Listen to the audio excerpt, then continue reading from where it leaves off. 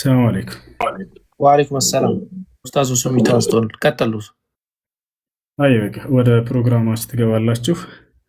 ይህን ፕሮግራም ኢንሻአላህ አንድ ገጽ ብቻ በቁርአን እንጀምራለን፣ ትቀጥላላችሁ ከፈቀዳችሁ።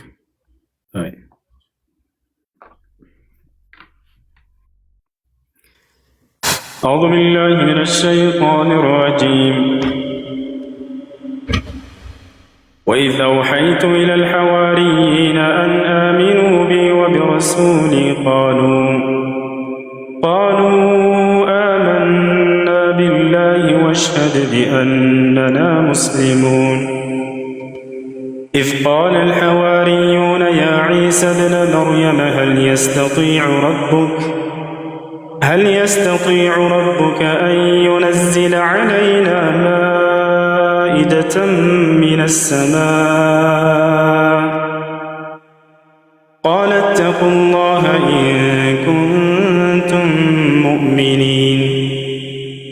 قالوا نريد أن نأكل منها وتطمئن بها قلوبنا ونعلم أن قد صدقتنا ونكون عليها من الشاهدين.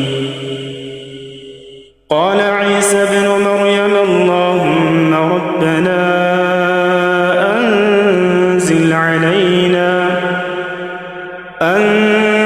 علينا مائدة من السماء تكون لنا عيدا لأولنا وآخرنا وآية منك وارزقنا وأنت خير الرازقين.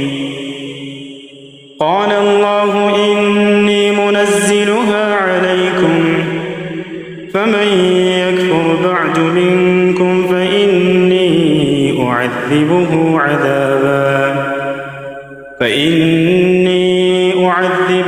عذابا لا أعذبه أحدا من العالمين.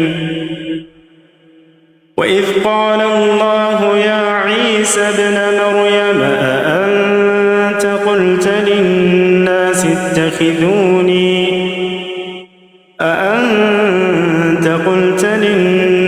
اتخذوني وأمي إلهين من دون الله قال سبحانك ما يكون لي أن أقول ما ليس لي بحق إن كنت قلته فقد علمته تعلم ما في نفسي ولا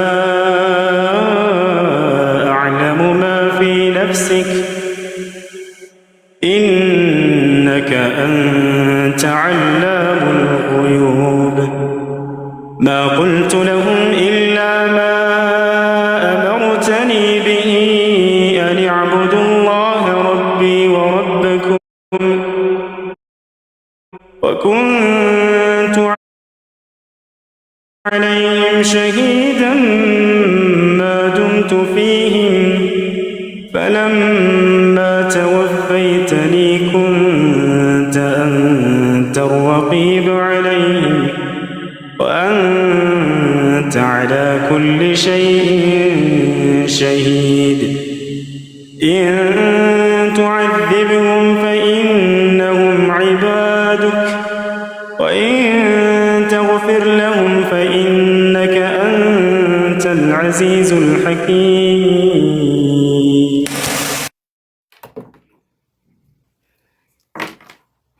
جزاكم الله خيرا. بك بتفسر استري بارك الله فيكم. السلام عليكم ورحمة الله وبركاته. وعليكم السلام ورحمة الله. الله يقبل إن شاء الله.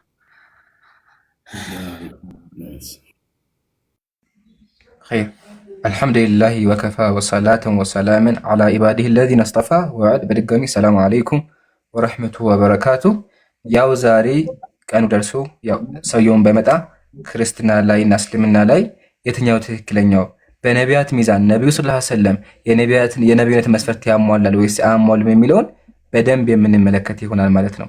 ወንድም አቡበከር ኢንሻአላህ መድረኩ ምለው ሰላም እሺ ኢንሻአላህ እኔም በድጋሚ ሰላም አለይኩም ወራህመቱላሂ ወበረካቱ ብያለሁ። ያ ጀማ ያው የተመለከትነውን ተመልክተናል።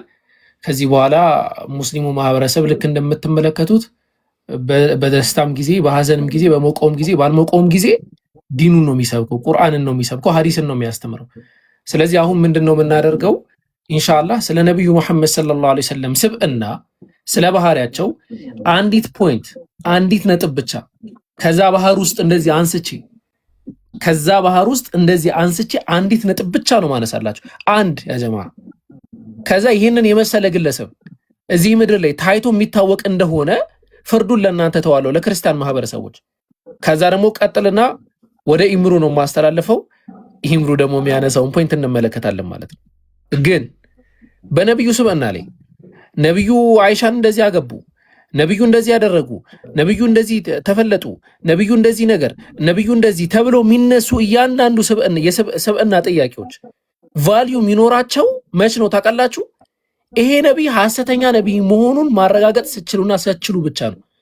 ግን ባይብሉ እንኳን የሚመሰክርለት ነቢይ ከሆነ የሚያጨበጭብለት ነቢይ ከሆነ ምንጠብቀው መሲህ ነው፣ አዳኛችን ነው፣ ወደፊት የሚመጣው ነው ብሎ የሚሰብክለት ነቢይ ከሆነ ኢንኬዝ ይሄ የሚነሱ ነገራቶች ትክክል ቢሆኑና ኃጢአት ቢሆኑ እንኳን አብረን ነው የምንፈልገው ሁላችንም ማለት ነው። ክርስቲያኖችም እንደውም በክርስቲያኖች ይበሳል፣ እናንተም እኛም አብረን ነው የምንፈልገው። ለምን እንደዚህ ተፈጠረ፣ ነብዩ እንደዚህ ለምን አደረጉ በሚል ማለት ነው። ነብዩ መሐመድ ሰለላሁ ዐለይሂ ወሰለም ከባህሪያቸው አንዲት ቀለል ያለ ነገር ስናነሳ የመጨረሻ ለሰው ልጅ ክብር የነበራቸው ነበሩ። የመጨረሻ ማለት ነው። ኢብሮ ሚዩት ታደርጋለህ እንትን እያስተጋባ ነው አንተ። የመጨረሻ ለሰው ልጅ ክብር ነበራቸው ሰለዋቱ ረቢ ወሰላሙ ዐለይሂ ማለት ነው። ለሰው ልጅ ክብር የነበራቸውን በአራት ኢንሲደንቶች ነው ማስቀምጠው፣ ወይ በሶስት ወይ በአራት ኢንሲደንቶች ማለት ነው። አንደኛ ነብዩ መሐመድ ሰለላሁ ዐለይሂ ወሰለም ዓለምን እየመሩ ያንን ሁሉ በጣም ከአእምሮ በላይ የሆነን ነገር እየተገበሩ እንኳ ለቤተሰቦቻቸው የነበራቸው ባህሪ፣ ከነሱ ጋር የሚኗኗሩበት መንገድ፣ ከነሱ ጋር የሚቀላለዱበት ሁኔታ፣ ለነርሱ የቤት ስራን ከማገዝ አንጻር የሚሰሩት ስራ የስብዕና ልሂቅ እንደሆኑ በስብዕናቸው በጣም የተካኑና በልህቀት ደረጃ የተቀመጡ እንደሆነ የሚያሳይ ነው። በዛ በመሪነት ደረጃ ሆነው ዓለምን ማስተዳደር ማለት ትችላላችሁ። ምድር አይደለም ከሰማይ ጋር ግንኙነት ኖሯቸው ዋህይ እየወረደላቸው ነብዩ መሐመድ ሰለላሁ ዐለይሂ ወሰለም እኔና አንተ ዛሬ ንቀናቸው የምናልፋቸው መንገድ ላይ የሚጫወቱ ልጆችን ይዘው ልጄ እንዴት ነው አውርተው ምን ብለው ደባብሰው እንደው ባለፈው እንደዚህ ሆኜ የነበረ ብለህ ነበረ ያቺ ነገርህ እንዴት ሆነች ወይ ያቺ ነገርሽ እንዴት ሆነች ብለው ይጠይቁ ነበረ። ያዝ ሶስተኛ እኚህ በስብዕና ልህቀት ላይ ደርሷል መላችሁ ነብዩ መሐመድ ሰለላሁ ዐለይሂ ወሰለም በጣም ቀላሉና በጣም የሚገርመኝ በሐዲስ ደረጃ ከሰው ጋር ሲያወሩ እንኳ ነብዩ መሐመድ ሰለላሁ ዐለይሂ ወሰለም ልክ እኛ አንድ ሰው ከኋላ ይጠራናል አይደል? እንዲህ ሁላ ዞር ብለው አውርተው አያውቁም። ፌስ ቱ ፌስ ነው ከሰው ጋር የሚያወሩት። ከምን አንጻር ነው? ለእኛ እኮ ቀላል ነገር ሊሆን ይችላል። ክብር ነው ግን ለሰው የሚሰጡት ክብር፣ ለሰው የሚሰጡት ቦታ ማለት ነው። አራተኛ በዚህን ሁሉ ነገር ላይ ያሉት ነብዩ መሐመድ ሰለላሁ ዐለይሂ ወሰለም ለአይሁዶች ማለት ነው እንዲሁም ለክርስቲያኖች በጣም የሚገርም አቀባበል፣ የሚገርም ውዴታ፣ የሚገርም ክብር የሚሰጡ ነብይ ነበሩ። እንደው እነሱን እንዳይገደሉ፣ እንዳይሰደቡ፣ ከሀገር እንዳይሰደዱ፣ መጠለያ እንዲኖራቸው ያን ሁሉ ነገር ያደርጉ ነበር። እንደው ፕሮግራማችን ያን ርዕስ ብቻ ይዘን የምናወራበት ስላልሆነ አራት ፖይንቶችን ይዣለሁ። እነዚህን አራት ፖይንቶች ያዙና እስቲ ፈተሽ አድርጉ። ከዛ በኋላ ዓለም ላይ ይሄንን ያንን ደረጃ ይዞ እነዚህን አራት ነገር የሚያሟላ ግለሰብ አለ ወይ እንመለከታለን። ምናልባት ይህንን ነገር ግን ኢየሱስ ክርስቶስ ያሟላ ይሁን? የባይብሉ ኢየሱስ ክርስቶስ፣ የኦርቶዶክሱ ኢየሱስ ክርስቶስ። ኢምራን ብቀጠል ትችላለህ። ጀዛከላህ አቡኪ በደንብ ገልጸኸዋል። ከሱ በፊት ቅድም የረሳሁት ነገር አለ በጣም አንገብጋቢና ወሳኝ የሆነ አንደኛ የውይይት ጥሪ ለኦርቶዶክሳውያን ሪከርድ አድርጋችሁ ይህን ፓርት አድርሱልን። ያው እንዳያችሁት ለመምህሮቻችሁ የውይይት ጥሪ አቅርበን 10 ሺህ ሰው አስቀምጠው ፈርተው አልመጡም። ላይቫቸውንም አልከፈትም ለብዙ ሰዓት ማለት ነው። አሁንም ዲያቆን ሆነው እስልምናና ክርስትና ሙስሊሞች ፊት መጥቶ ማውራት የሚችል ካለ ለመወያየት ዝግጁ ነን። ስነ ስርዓት ያለው ብቻ ይሁን፣ አሁንም እንወያያለን። ሁለተኛ ደግሞ ወንድም ኢብራሂምና ወንድም አለስ ኢንሻአላህ ከሁለት ሳምንት በኋላ ገራሚ ውይይት አላቸው ከጴንጤዎች ጋር። ጴንጤዎች ቢያንስ ይሻላሉ፣ ተቀብለው ሊወያዩ ነው። ውይይቱ ደግሞ ኢንሻአላህ የሚሆነው በአንድ ቤት ነው፣ ሁሉም ተቀምጠው ማለት ነው፣ ወንድም አለስና ወንድም ኢብራሂም። ስለዚህ ሁላችሁም እንዳቀሩ ተጋብዛችኋል። አሁን ወደ ስብዕናው ሲመጣ ይሄ ሰው ለምን እኛ ጋር መጥቶ አላወራም ካልን ክርስትና ላይ ያለው ኢየሱስ መጽሐፍ ቅዱስ ኢየሱስን እንዴት እንደሚያንቋሸው ይጋለጥበታል። ምሳሌ ቅድም አቡበከር ምን አለ? ነቢዩ ሰለላሁ ዐለይሂ ወሰለም ሰው ሲያወሩ ዙረው እንኳን አያወሩም ነበር አለ። ግን ኢየሱስ ሰዎች እንዴት ነበር የሚያወራው ስንል ተመልከቱ የሚያወራቸው እንዴት እንደሆነ። የማቴዎስ ወንጌል የገዛ መጽሐፍ ቅዱሳቸው መጽሐፍ ቅዱስ የማቴዎስ ወንጌል ምዕራፍ 23 ተመልከቱ ኢየሱስ ምን እንደሚል። እናንተ ግብዝ ጸሐፊያን ፈሪሳውያን ይላቸዋል፣ ግብዞች ይላቸዋል። እናንተ ደንቆሮና እውሮች። ይሄን የሚናገረው ማን ነው? ኢየሱስ ተሳዳቢ ነበር።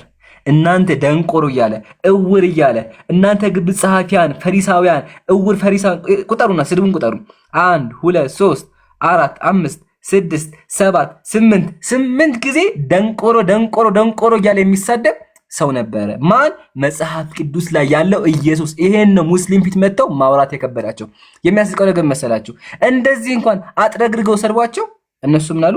መምህር ሆይ መምህር ሆይ አሉት። እንደዚህ አጥረግርገው ሰርቧቸው እባብ እያላቸው ከዛ መምህር ሆይ አሉት። በዚያን ጊዜ ጸሐፊያን መምህር ሆይ ሲሉት እሱ ናቸው ክፉና አመንዝራ ዝሙተኛ ብሎ ሰደባቸው። ተሳዳቢ ስብዕና የሌለው አካል ነበር መጽሐፍ ቅዱስ ላይ ያለው ማለት ነው። መጽሐፍ ቅዱስ የሚናገርለት አካል ስብዕና የሌለው ሰው ጋር መግባባት የማይችል ደንቆሮ እውር እያለ ሰዎችን የሚያወራ ግለሰብ እንዴት ነው የሚከተለው? አንደኛ። ቀጥሎ ሰይጣን የተባለ አካል ሰይጣን የሚያዘው አካል እንዴት ነው የሚከተለው? ሰይጣን መባሉ ኢንሻአላህ በኋላ መጣበታለሁ። ግን ሰይጣን እንደሚያዘው ስንጀምር የገዛ መጽሐፍ ቅዱሳቸው አሁንም የማቴዎስ ወንጌል ላይ ተመልከቱ። ከዚህም በኋላ ዳቢሎስ ወደ ቅድስት ከተማ ወሰደው። ኢየሱስን ሰይጣን ያዘው ነበረ። ሰይጣን የሚያዘውን አምላክ እንዴት ነው የሚከተለው?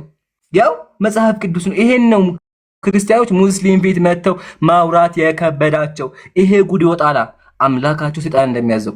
ከሱም አልፎ ኢየሱስ ምንድነው 7 ቀንድ ያለው ተብሏል። ሰይጣን 7 ቀንድ ያለው አውሬ ተብሏል። ተመልከቱ፣ ሰይፈ መለኮት ይላል። ቀንዶቹ 7 መጽሐፉን ይው ሙስሊም ካለ ማስረጃ ያወራ። ያው ቀንዶቹ 7 አይኖቹ 7 ራሶቹ 10 የሆነ ለመስዋዕት የቀረበ የተዘጋጀ ኢየሱስ ክርስቶስ ነው። ቀንድ ኢቭን ያ ጀማዓተል ኸይር እቺን እናገርና ቆማለሁ። ያ ጀማዓተል ኸይር በጣም የሚገርመኝ ነገር ሴቶችን ቡችላ እናንተ ውሻ ብሎ ይሰድባቸው ነበር።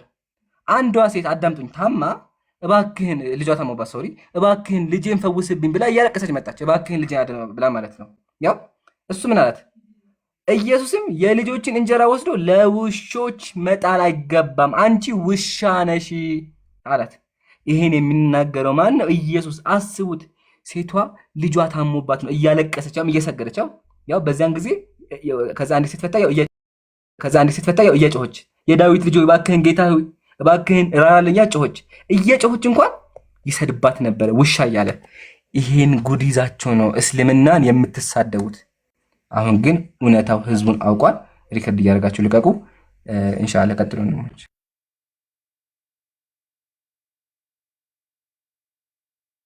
ማን ነው የሚቀጥለው?